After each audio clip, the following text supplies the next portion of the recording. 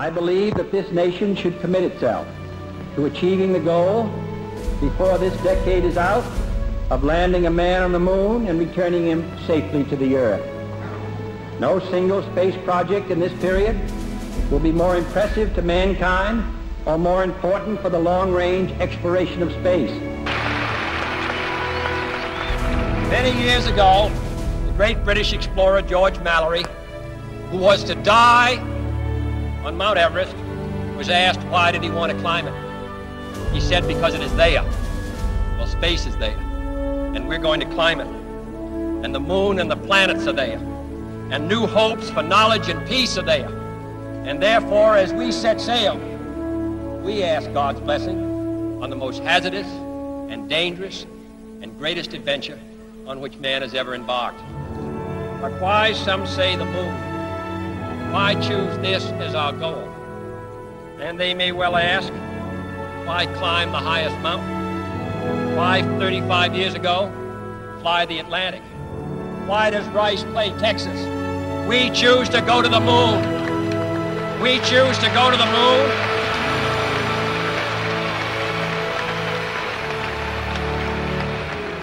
We choose to go to the moon in this decade and do the other things, not because they are easy, but because they are hard. Because that goal will serve to organize and measure the best of our energies and skills.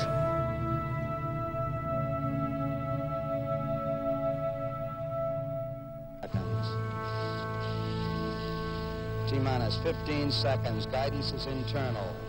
12, 11, 10, 9. Ignition sequence starts. 6, 5, 4, 3, 2, 1, 0. All engine running.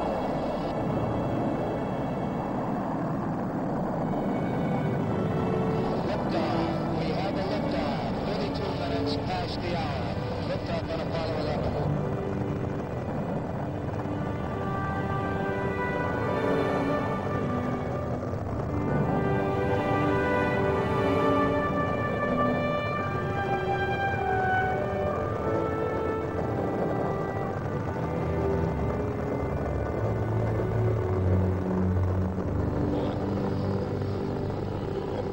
Good morning. Somebody must be leaving town. Building shaking. We're getting that buffeting we've become used to. What a moment. Man on the way to the moon.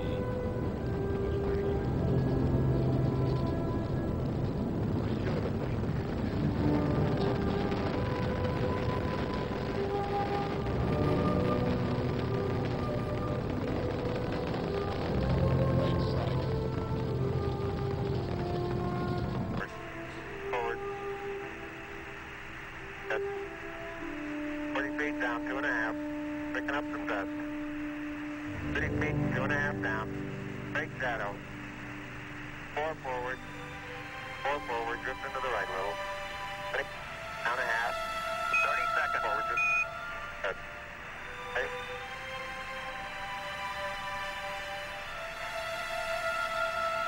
Contact light, engine arm on. We're home.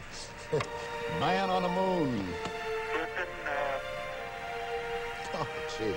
Tranquility Base here. The Eagle has landed. Roger, Tranquility. We copy you on the ground. You got a bunch of guys about to turn blue. We're breathing again. Thanks a lot. Ooh. Oh, boy. Thank you. Boy. Okay, we're going to be busy for a minute. There's that foot going down. There he is. There's a foot coming down the steps.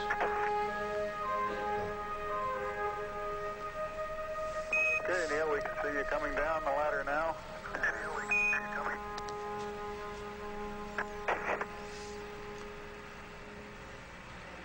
Okay, I just checked getting back up to that first step.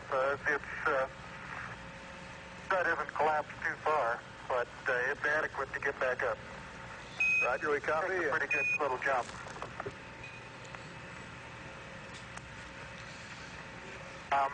At the foot of the ladder, the LEM footpads are only depressed in the surface about 1 or 2 inches. Although the surface appears to be very, very fine-grained as you get close to it. It's almost like a powder. Ground mass is very fine. Boy, look at those pictures. Wow. It's a little shadowy, but he said he expected that in the shadow of the lunar module. Armstrong is on the moon. Neil Armstrong, 38-year-old American, standing on the surface of the moon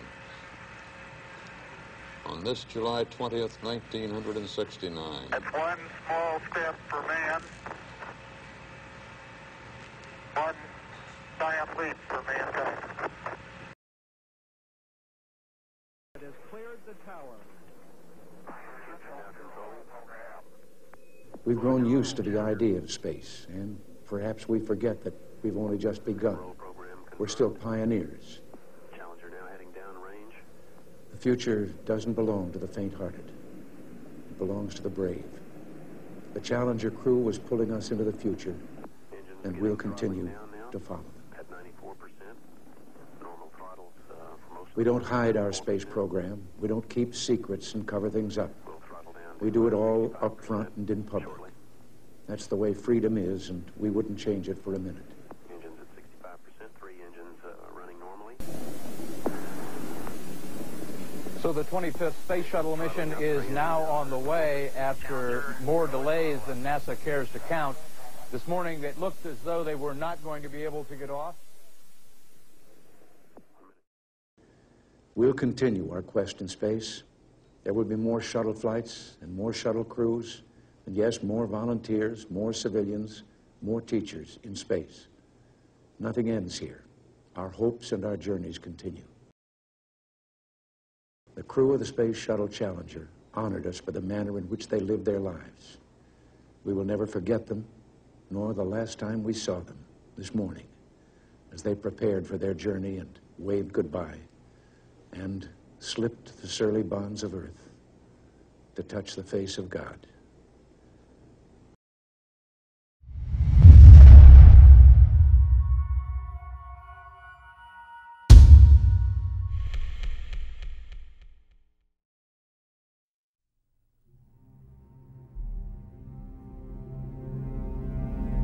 Space Shuttle Discovery, the venerable veteran of America's human spaceflight fleet, proudly resting atop Launch Pad 39A here at NASA's Kennedy Space Center in Florida, and ready to soar into space for the 39th and final time.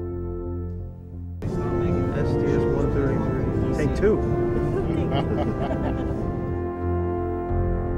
Discovery's odometer reads 142,917,535 miles, and Discovery is going to add about another 4.5 million miles to that total on this 11-day mission when it roars off the launch pad at 4:50 p.m. today and races to 17,500 miles an hour in about 8.5 minutes. Right after the launch tower is cleared today, Discovery will perform a roll maneuver which points it precisely on the proper 51.6-degree trajectory to catch up to the International Space Station, our target in orbit. At the time of liftoff, the space station will be about 220 miles above the South Pacific, and as the shuttle rockets to the northeast, it will climb and accelerate to 17,500 miles an hour to begin the chase. STS-133 is an 11-day mission to the space station. It will deliver the Permanent Multi-Purpose Module, or PMM, which was converted from the Leonardo Multi-Purpose Logistics Module to withstand the harsh elements of space. The PMM will provide additional storage for the station, and experiments that may also be conducted inside of it, such as fluid physics, material science, biology, and biotechnology. Discovery also will carry critical spare components to the station and the Express Logistics Carrier 4, or ELC-4, which is an external platform that holds large equipment to be transported using the unique capability of the shuttle.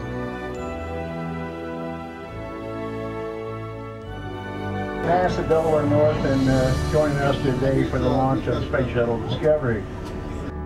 Also, Robonaut 2, or R2, will become the first human-like robot in space when it flies inside the PMM to become a permanent resident of the station. The STS-133 mission will feature 2 spacewalks conducted by Bowen and Drew to do maintenance work and install new components on the station. Here inside Launch Control Center, the countdown for Discovery's launch is continuing on schedule. The window opens at 4:45 p.m. today, and our preferred and planned launch time is 5 minutes later at 4:50 and 27 seconds p.m. Eastern Time.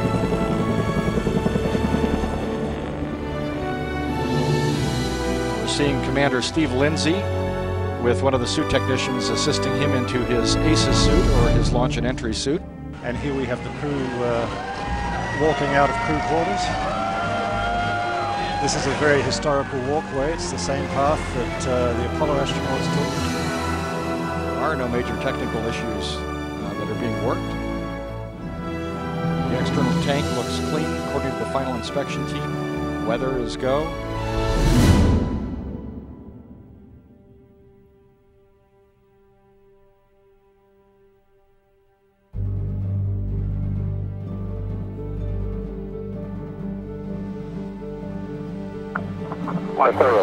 Ops Manager on 212. Go ahead. I got verbal confirmation from the 45th Wing Commander. We are go, and we do not need SROs go, so I would like you to proceed. Copy that. Entity with that verification that range will support today's launch. You need to press on. Pick up the clock on your mark.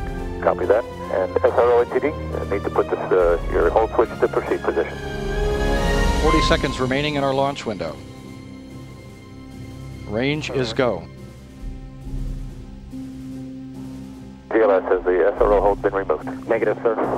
SRO NTD. NTD, I can remove the hold here. SRO on 212. So needed to put your hold switch in proceed position.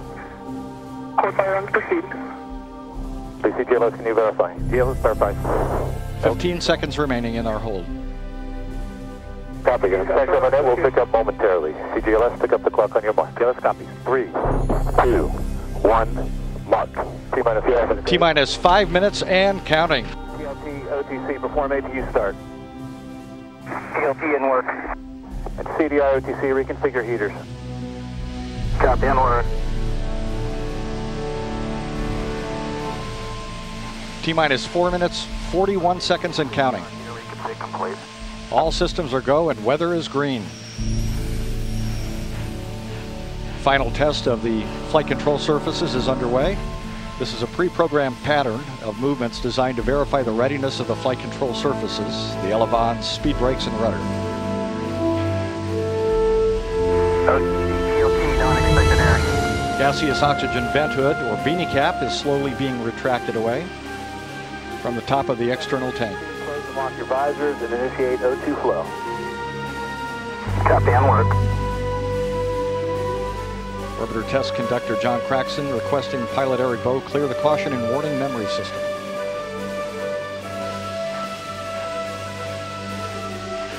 GLS is go for auto sequence start. And we have a go for auto sequence start. Discovery's onboard computers have primary control of all the vehicle's critical functions. 20 seconds. The sound suppression water system has been activated, protecting Discovery and the launch pad from acoustical energy waves. Go for main engine start. We have main engine start. 2, 1. Booster ignition and the final liftoff of Discovery. A tribute to the dedication, hard work, and pride of America's space shuttle team. The shuttle has cleared the tower.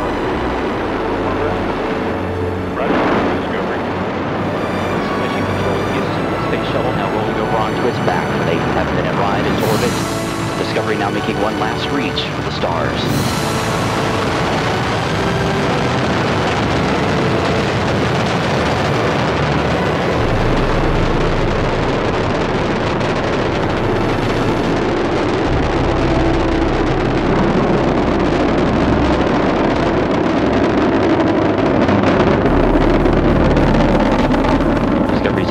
Throttling down as the orbiter passes through the area of maximum pressure, reducing the stress on the shuttle as it goes supersonic.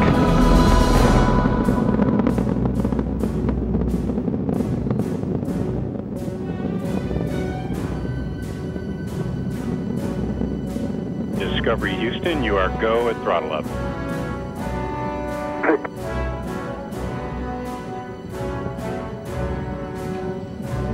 Commander Steve Lindsay acknowledging the call from Capcom Charlie Hoba as Discovery's 3 main engines throttle back up. Lindsay is joined on the flight deck by pilot Eric Bowen, mission specialist Al Drew, and Nicole Stott.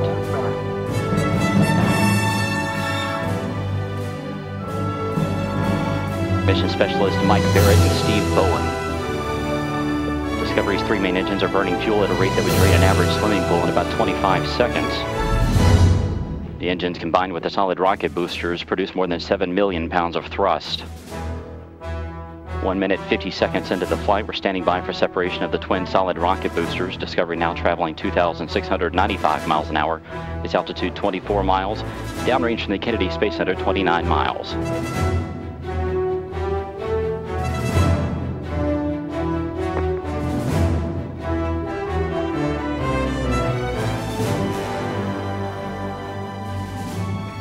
Booster separation confirmed. Discovery's guidance is now converging as the shuttle's onboard computers fine-tune the flight.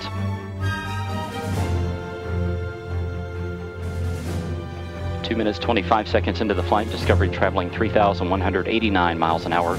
Its altitude 37 miles, downrange from the Kennedy Space Center 53 miles.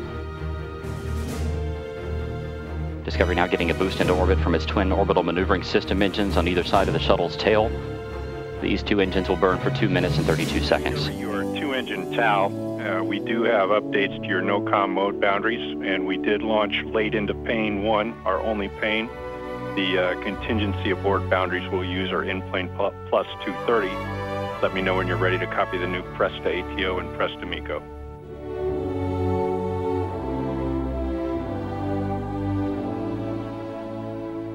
Discovery's engines are now swiveling to roll the shuttle to a heads-up position to get better communication with NASA's tracking satellites. Discovery your single-engine Zaragoza 104. Single-engine Zaragoza 104. Discovery can now make it to emergency landing sites in Europe should 2 engines fail at this point, but the flight continues to go well. 6 minutes, 24 seconds into the flight, the shuttle traveling 9,800 miles an hour. Its altitude 67 miles, downrange from the Kennedy Space Center 447 miles. MECO, BIM for you, nominal shutdown on all 3, and Pinto, you'll be go for the plus X and go for the pitch.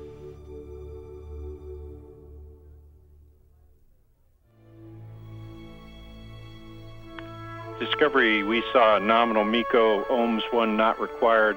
Preliminary TIG for OMS 2 3730. Welcome to you and your veteran crew back to space. Copy, no OMS 1 required, 3730 preliminary TIG, and thanks a lot. Good to be here.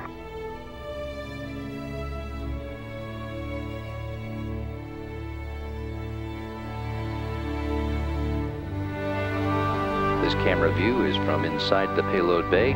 At the forward end of the payload bay on the port side, it's known as Camera A.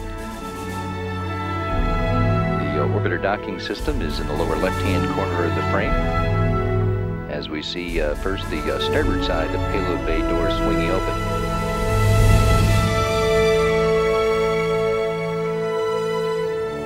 Beyond the orbiter docking system that's in the lower left-hand side of our frame, if you look aft in the payload bay, you see the other payloads, including the Express Logistics Carrier, and then beyond it, the Permanent Multi-Purpose Module, formerly known as the Multi-Purpose Logistics Module Leonardo. As the portside payload bay doors open, you can see just a bit of the Space Shuttle's robotic arm there in the lower right-hand corner of the frame, heading back toward the left side OMS pod and the vertical stabilizer of Shuttle Discovery. Payload bay doors opened at 5:27 Central Time this afternoon as Discovery was flying above the state of Texas.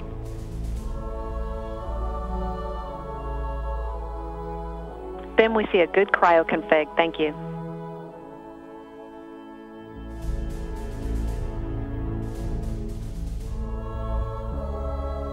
I do say that space can be explored and mastered without feeding the fires of war without repeating the mistakes that man has made in extending his writ around this globe of ours.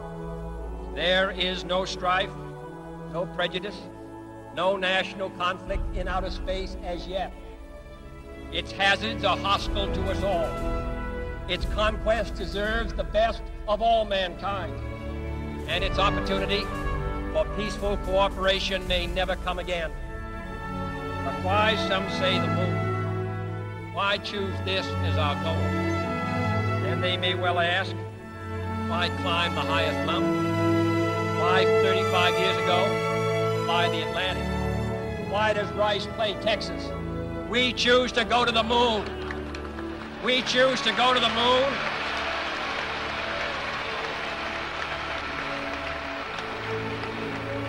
We choose to go to the moon in this decade and do the other things, not because they are easy, but because they are hard. Because that goal will serve to organize and measure the best of our energies and skills. Because that challenge is one that we're willing to accept, one we are unwilling to postpone, and one we intend to win, and the others too.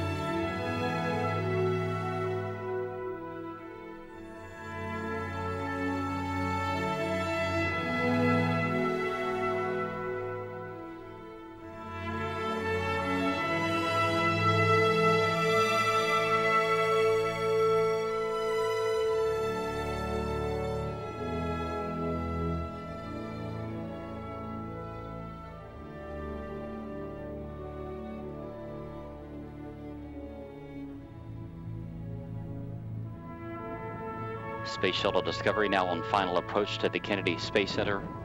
Just more than 30 seconds to go.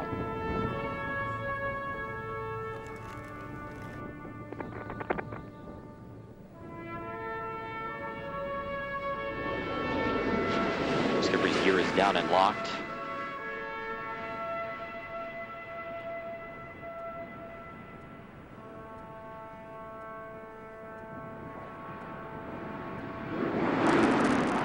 Main gear touchdown. The nose of the shuttle being rotated down toward the flight deck. The parachute being deployed. And nose gear touchdown, and the end of a historic journey. And to the ship that has led the way time and time again, we say farewell, Discovery.